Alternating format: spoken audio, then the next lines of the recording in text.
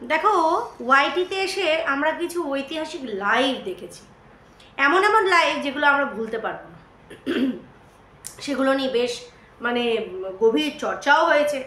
তো সেরকমই কাল অ্যাকচুয়ালি একটা না, কাল আমি দুটো লাইভ দেখেছি। অনেক রাতে একটা দেখেছি, যেটা কিনা ওই সঙ্গীতা ম্যাডাম উনি এসছিলেন, কিছু মানুষজন ছিল তার সাথে, আর একটা সন্দীপের। এখন যে বিষয়টার কথা বলতে এসেছি সেটা হচ্ছে মোস্ট অফ অল মানে সন্দীপের বিষয় কথা।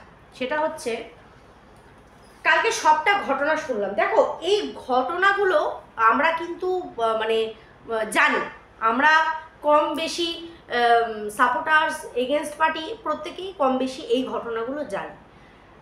আমি শুধুমাত্র ঘটনাটাকে ঘটনার মতন শুনিনি, আমি না সেটাকে ইম্যাজিন করেছি। যেদিন ফার্স্ট হয়েছে ঘটনাটা, আমি সেই দিনও ইম্যাজিন করেছি, আমি আজও ইম্যাজিন করি যে ঠিক কীরকম হতে পারে, কীরকম হতে পারে, কীভাবে জিনিসটাকে করা হয়েছে, এক্সিকিউট করা হয়েছে। কিছু কিছু জিনিস ভাবায়, কিছু কিছু জিনিস ক্লিয়ার হয় যে হ্যাঁ, আজকে যখন সন্দীপের লাইভটা আমি দেখলাম, যখন ওর প্রত্যেকটা কথা আমি শুনছি, আমি প্রত্যেকটা সেই কথাগুলোর সাথে রিলেট করছি যেগুলো কিনা আমি নিজের মাইন্ডে থিঙ্ক করেছিলাম যে এটা হয়তো এইভাবে হয়েছে, এটা হয়তো সেইভাবে হয়েছে। অনেক ক্ষেত্রে সেটা কিন্তু পজিটিভলি মিলেছে, যে আমি যেটা ভাবছিলাম সেটা। আর কিছু কিছু জিনিস একটু ভাবিয়েছে, অবশ্যই সেগুলো নিয়ে কথা বলবো। তার আগে বলি, welcome back to my channel. কেমন আছো তোমরা সবাই? আশা করি সবাই ভালো আছো, আমিও ভালো আছি। দিনের প্রথম ভিডিও নিয়ে তোমাদের সামনে চলে আসলাম। বিষয়টা নিয়ে কালকে অনেকেই ভিডিও করে ফেলেছে, অনেক কিছু বলেছে। অ্যাকচুয়ালি অনেক কিছু বলেছে মানে বলার মোটিভ একটাই, বলার বক্তব্য প্রত্যেকের আলাদা আলাদা। আমি জানি যে আজকে সন্দীপ যে কথাগুলো বলেছে, কিছু গুণাগুন্তি মানুষ আছে সেই জিনিসগুলোকে নিয়ে পুনরায় এটাই বলতে বসবে যে তুমি তোমার বউকে বিক্রি করেছো। দেখো, সেটা তাদের একান্ত মেন্টালিটি, তাদের একান্ত মানসিকতা। সেখানে কারোর তো কিছু করার নেই, কারোর কিছু করার নেই। সেটা যার যেরকম মনে হবে সে সেরকম বক্তব্য দেবে। নেগেটিভ যারা বলে এসেছে বরাবর, তারা নেগেটিভ বক্তব্যই দেবে। সবটা দেখার পরেও যারা চোখে ঠুলি পড়ে থাকে, তারা এই ধরনের বক্তব্য দেবে, পেশ করবে তোমাদের সামনে। আর সেটাই দেখতে হবে আমাদের, কিছু করার নেই। তো যাই হোক, সন্দীপ যে কথাগুলো বলা শুরু করলো, ও সেটাকে গল্পের ছলে নিজের বন্ধুর জীবন বাণী সেটা আমাদের শোনালো। মাঝখানে একটু ডিসব্যালেন্স হয়ে যাচ্ছিল, কারণ যখন নিজের সাথে ঘটনাটা ঘটে আর সেটাকেই যখন আমি অন্যকে দিয়ে রিলেট করে বলতে যাই, তখন টালমাটাল খেয়ে যায়, সেই আমি বেরিয়ে যায়, যেটা সন্দীপের হচ্ছিল।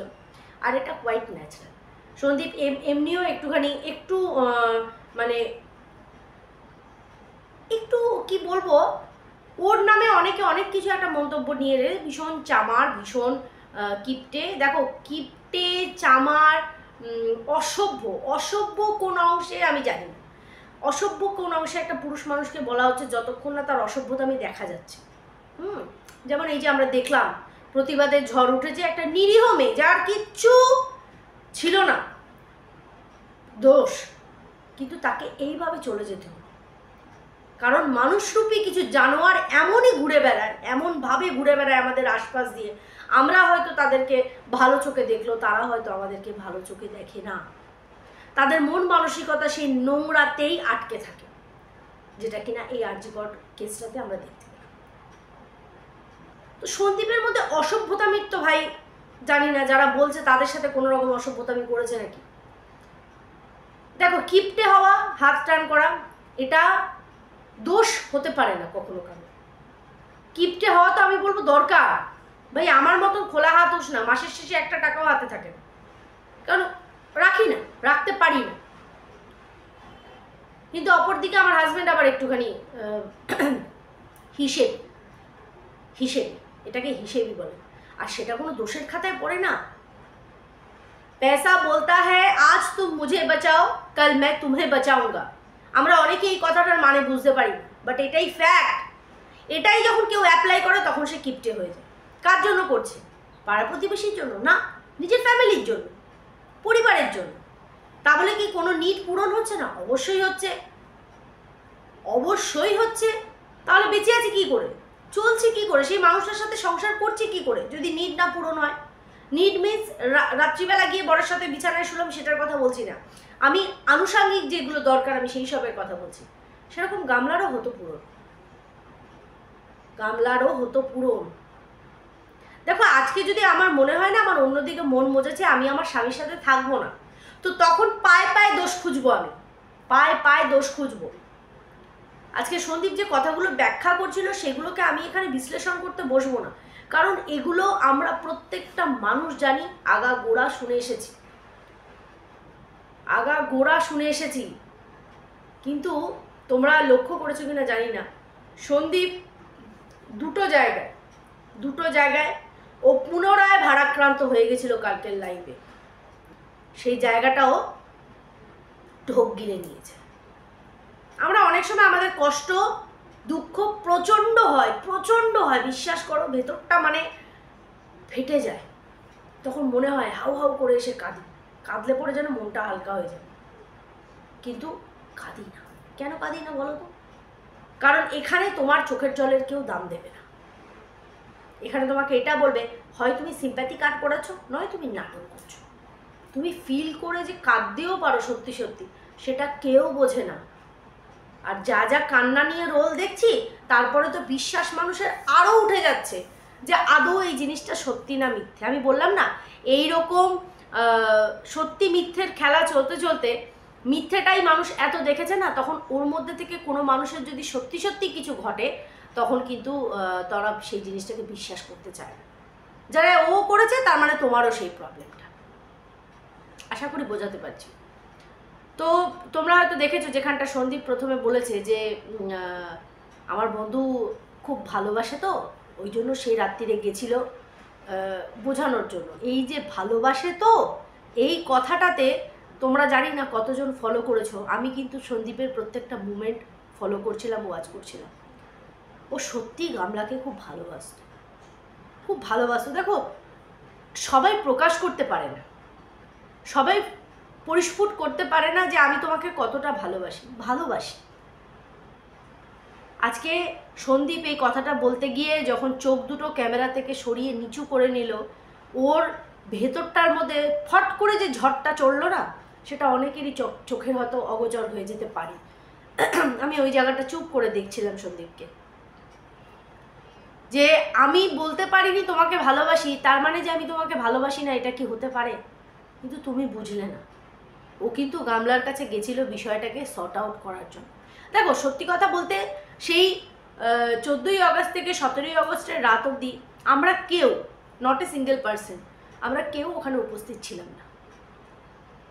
যতটুকু হয়েছে আমরা শুনছি আর নিজেদের মধ্যে একটা ইমাজিনেশন ক্রিয়েট করছি। যারা গামলাকে সাপোর্ট করছে তারা এটা ক্রিয়েট করছে যে সন্দীপ প্রচণ্ড মেরেছে, কিন্তু তারাই যদি সঠিকভাবে ক্যালকুলেট করে দেখে, সন্দীপ কিন্তু মারেনি।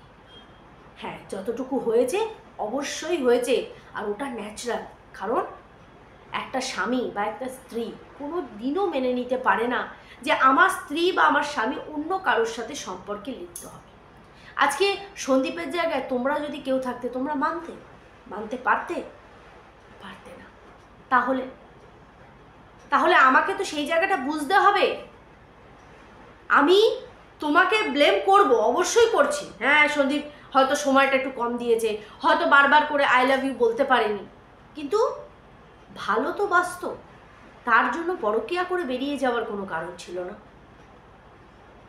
এটা বলা হচ্ছে, এটা বোঝানো হচ্ছে।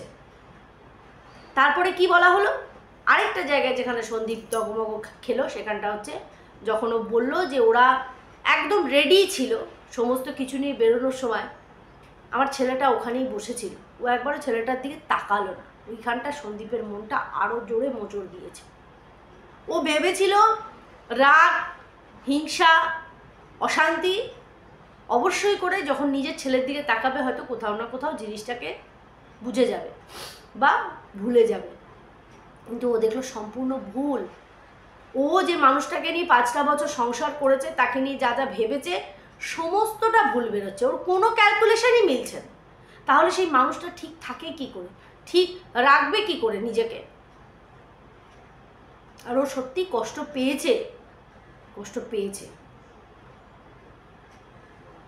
কেউ মেনে নিতে পারে না। তোমরা একটু যদি ঠান্ডা মাথায় ভাবো, কেউ মানতে পারে না। আজকে আমরা বিগত 1টা বছর হতে চললে এই বিষয়টাকে নিয়ে নানান রকমভাবে কন্ট্রোভার্সি করছে, কিন্তু যার ওপর দিয়ে গেছে জিনিসটা সেইটা, তারপরে সেই বাচ্চার মা যেটা দেখিয়েছে। আচ্ছা, এই কথাতে একটা আমার কথা মনে পড়ে গেল, দুটো জিনিস আমি করি। প্রথমে হচ্ছে ফোকলার বউ, প্রাক্তন বউ যে কিনা ফোকলাকে ছেড়ে চলে গেছিল, সে সন্দীপকে ফোন করে মানে বোঝাতে চাইলো যে মানে লাইন মারছে মারতে দাও, আমার স্বামী তোমার বউয়ের সাথে লাইন মারছে মারতে দাও। মানে বুঝতে পারছো তো এরা কোন নর্দমার কীট, কোন কালচার থেকে এরা উঠে আসে। যেহেতু সে অপরের সাথে চলে গেছে, এখন সে চাইছে যে আমার স্বামীও আরেকজনের স্ত্রীর সাথে একটা সম্পর্কে জড়িত হয়ে যাক, কেন আবার তার স্বামী এসে সেই মাঝখানে ফোকর দালালি মারছে, সামথিং লাইক দ্যাট, এরকম একটা করে এখানে এটা সিচুয়েশন ক্রিয়েট করার চেষ্টা করার জন্যই ফোনটা করেছি। কত বড় চিপ মেন্টালিটি এর, আমি খালি ভাবি। দ্বিতীয়ত শুনলাম নাকি ওই লাইফা এসে নাকি খুব চোটপাট করেছে, হ্যাঁ, মানে ভাবা যায়। বলছি হ্যাঁ রে লাইফা, যেখানে গিয়ে তুই সন্দীপের সাথে চোটপাট করলি তোর বোনের জন্য, বাড়ি আসার পর সেই তোর বিয়ের সময় তোর এই বোনকে লাত মেরে বাড়ি থেকে সরিয়ে দিলি কেন রে? কেন দাঁড়িয়ে দিলি? যদি এটা সত্যি না ওটা সত্যি, বোনের প্রতি তোর এত দরদ, তুই একাধারে সংসারও করতে বলেছিস, আবার গিয়ে তাণ্ডবও চালিয়েছিস ওদের বাড়িতে তোর বোনের দোষ থাকার পরেও। তাহলে এত পিরিত যখন বোনের ওপর, তাহলে যখন বোন বাড়িতে এলো, বিয়েটা তো আর তুই রোজ রোজ করবি না, তাহলে বোনটাকে কেন লাত মেরে বাড়ি থেকে তাড়ালি? গোটা শুদ্ধ পাড়া তোর বিয়ে খেলো, শুধুমাত্র তোর বোন খেলো না, এত আদরের বোন, কেন রে?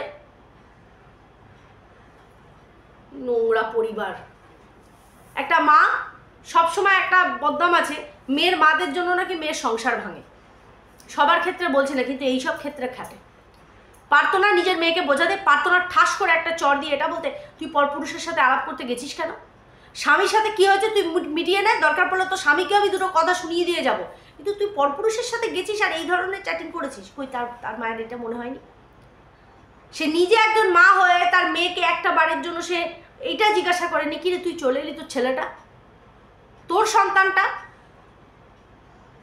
স্বার্থ স্বার্থ স্বার্থ।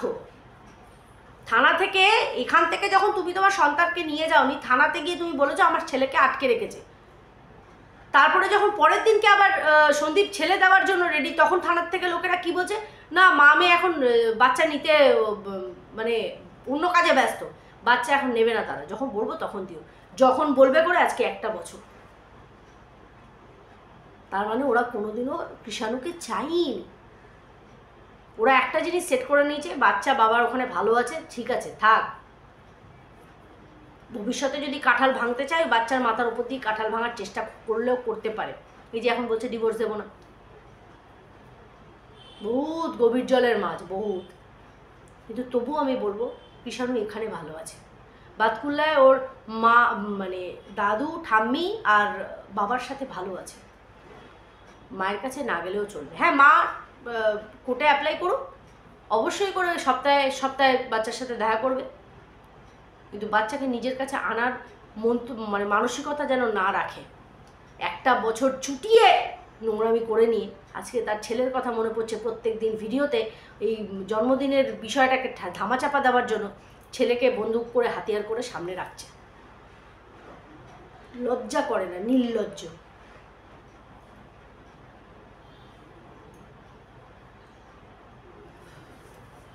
যাই হোক বন্ধুরা, এইটুকুই আমার বলা। সন্দীপ আগের থেকে অনেক ভালো আছে, মাচ বেটার। অ্যাকচুয়ালি না, বললাম না, সময়ের থেকে বড় মেডিসিন আর হয় না। সময় আমাদের অনেক কিছু শিখিয়ে দেয়, অনেক কিছু বুঝিয়ে দেয়। সেরকমই সন্দীপকে অনেক কিছু দেখিয়ে দিয়েছে, অনেক কিছু বুঝিয়ে দিয়েছে, অনেক কিছু ওভারকাম করে চলে এসেছে। যে যার লাইফ নিজের মতন করে কাটা, আমার সেটা মনে হয়। কৃষাণুকে এখানে ঢাল করার কোনো দরকার নেই, ও যেখানে আছে ভালো আছে। সবাই খুব ভালো থেকো, সুস্থ থেকো।